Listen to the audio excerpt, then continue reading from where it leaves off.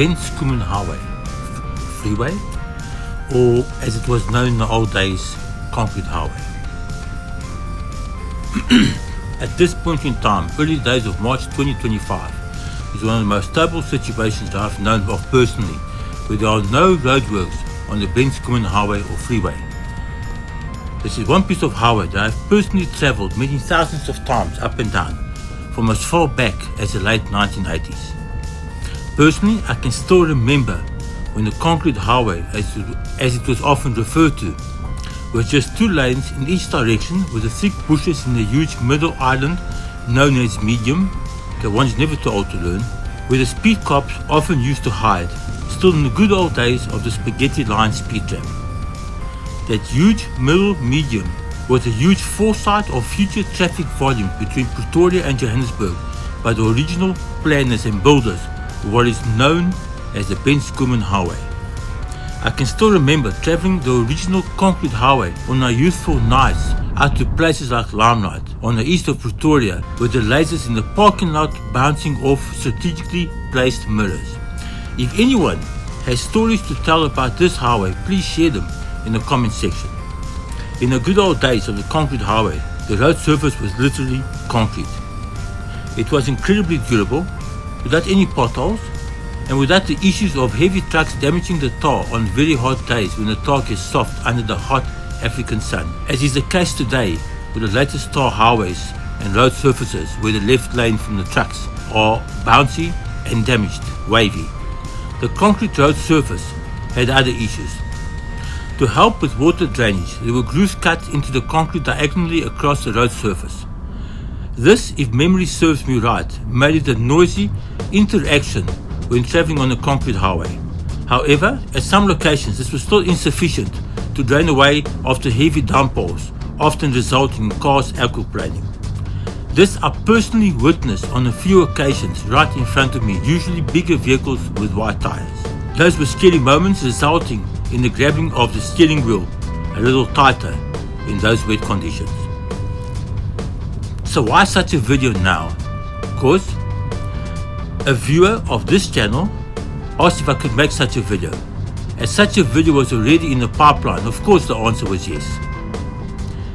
There will be two videos of the Ban Schoeman, maybe more. One Pretoria to Johannesburg, and the reverse, Johannesburg to Pretoria. We'll try and get some drone footage for one of the videos. We'll see if I can arrange that one. Ban Schoeman Highway was opened in 1968, starting from the Pretoria section, then the N1 section, and finally the section up to Buccleuch interchange, where it met up with the old Pretoria Road. This highway was named after the Minister of Transport in those days. The Ban Schoeman Highway comprises of various pieces of other highways to form the whole freeway or highway between Johannesburg and Pretoria, namely the M1 piece between Johannesburg and Sandton, also known as the Villiers-Graaf Highway, and ends at the Buccleuch interchange. Well, there's discrepancies on that, but we'll get to that. Here the speed limit is 100 km per hour, with regular speed traps at regular locations. Apparently, the actual Ban Schoeman Freeway starts just south of the Pollard Drive on the M1 freeway. Yep, it's all a bit confusing. Sadly, there aren't any proper authorities left over to clarify this. There aren't even any traffic volume statistics from 2014 onwards. Yep, it is that bad. If someone has information to the contrary, please leave a comment in the comment section. After the Buccleuch interchange, it was a major upgrade done as part of the Soccer World Cup upgrade. The Ban Schoeman became the N1 highway, where the speed limit is 120 km per hour. Here, it crosses the Johannesburg Ring Road, and I've done a video on this. We'll try and add a link over here. And it opens up to 8 lanes in some places, as all these highways merge and split. It goes through Halfway House, nowadays known as Midrand, through Centurion till it comes to the Brakfontein interchange, that also received major upgrades as part of the World Cup upgrades, where the N1 diverts north and around Pretoria, heading north towards the north of the country. Carrying on the Ban Schoeman Highway, it now becomes the N14 that has its origins near Krugersdorp, where the speed limit soon drops to 100 km per hour. all the way into Pretoria, where the highway comes to an abrupt end at Oscar's home and a sudden drop to 60 km per hour and a million speed cops always on duty in what was known as Potgieter Street. The traffic calming measures are justified, as I witnessed many accidents, specifically of big trucks having brake failures and crashing into vehicles and even other structures. At the one stage, there was a huge attempt to collect tolls on this highway via electronic toll systems. Fortunately, this failed, mainly as a result of public resistance for various reasons. From the way it was implemented, to the expensive collection methods, to the secret contracts that smell of corruption, as is the norm in South Africa.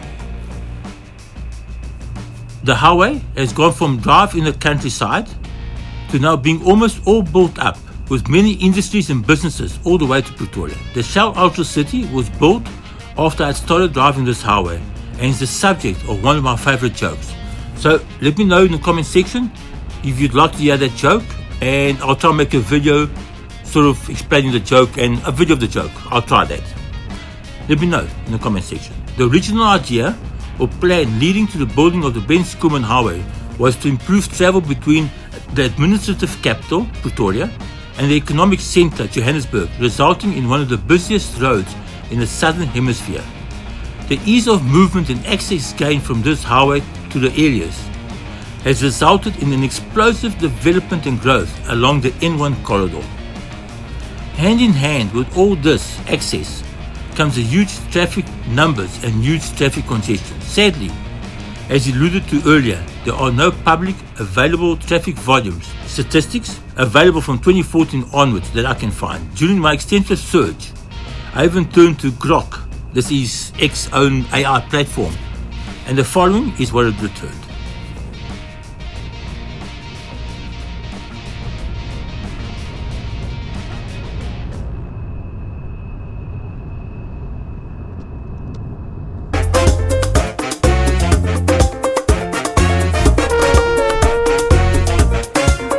Welcome to my channel.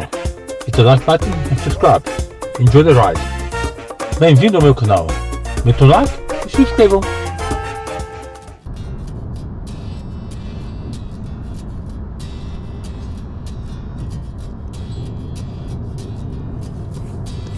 Right, this is what Grok, the X platform formerly known as Twitter, this is the results they came up with when I looked for more details.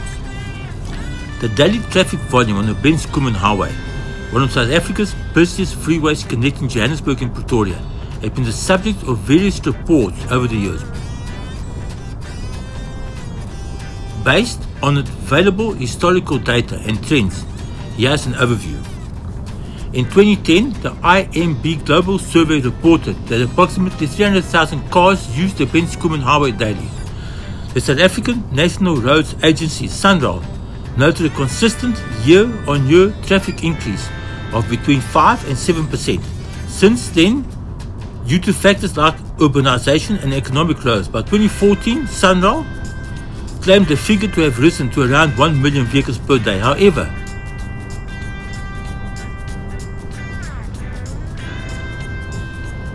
this estimate has been debated, as a 7% annual increase from 300,000 vehicles in 2010 would yield roughly 430,000 vehicles per day by 2014. Suggestion of the 1 million figure might be an exaggeration, at least an exaggeration, however, or include a broader definition of traffic. I don't know how that would make sense in any case, e.g. all vehicles, not just cars, across a wider section of the N1. It still doesn't make sense, maybe from all the parts of the N1, but then not the Ban Schoeman, so things don't quite make sense or what's available.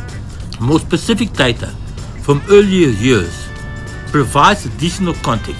In 2005, traffic counts between the Buccleuch and Brakfontein interchange ranged from 130 to 180,000 vehicles per day, depending on the section, with peak hour volumes exceeding 11,000 vehicles per hour.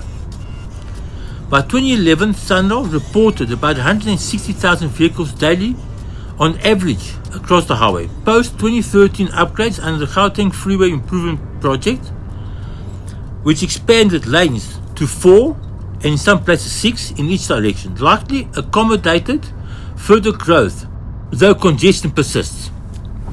Given the 5 to 7% annual growth trend and factorizing in upgrades and shifts in commuter behavior, e.g. Gautrain usage, pandemics that mentioning the word has gotten this channel shadow banned and killed my viewing trends, work from home trends and a few other factors, a reasonable estimate for March 2025 between 500,000 and 700,000 vehicles, assuming steady growth from 2014 baseline of around 400 to 450,000 vehicles per day, adjusted from the 1 million claim. Exact current figures aren't publicly available for 2025, but this range aligns with historical patterns and infrastructure capacity. That's very important, the capacity. For a precise update, I'd need real-time Sunroll data, which isn't accessible over here. So that was Grok plus a few of my comments in between that.